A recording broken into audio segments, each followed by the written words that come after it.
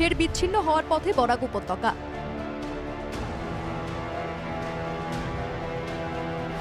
অবশিষ্ট অসম থেকে বিচ্ছিন্ন হতে পারে বরাক। এক পশলা বৃষ্টিতেই বেহাল ৬ নম্বর জাতীয় সড়ক।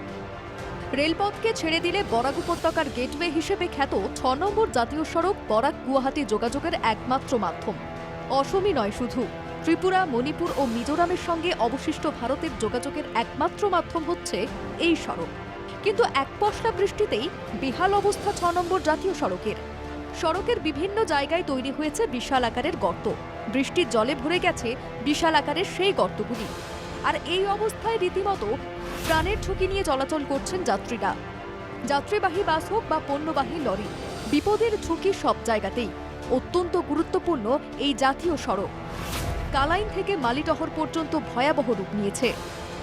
বর্ষার শুরুতেই এই অবস্থা হলে আগামী কয়েকদিনের মধ্যেই চলাচলের অযোগ্য হয়ে উঠবে ৬ নম্বর জাতীয় সড়ক।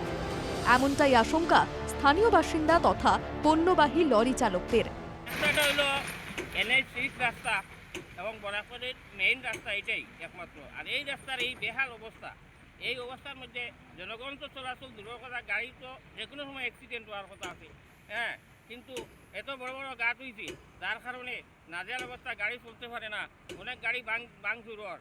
এরপরে এখানে প্রশাসনে এই রাস্তার প্রতি কিচ্ছু করে না, কোনো তারা চক্ষু নাই।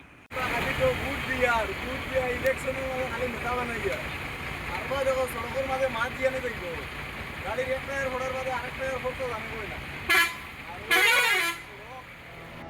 এবারে যে প্রথম এই পরিস্থিতি তৈরি হয়েছে এমনটা নয়।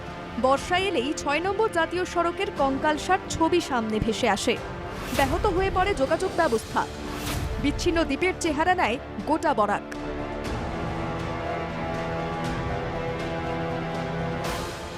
বছরের পর বছর একই পরিস্থিতি তৈরি হলেও রাজ্য সরকার বা প্রশাসনের তরফে স্থায়ী সমাধানের পথে কোনো উদ্যোগ নেওয়া হয় না।